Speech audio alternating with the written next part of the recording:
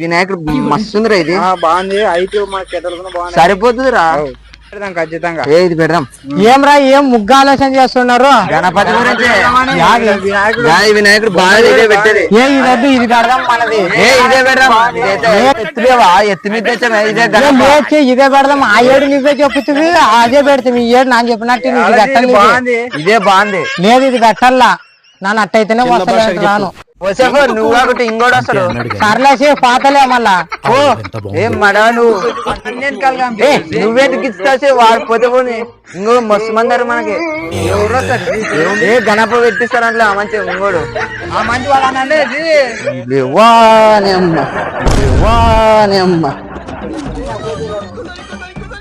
మనం మనం వచ్చే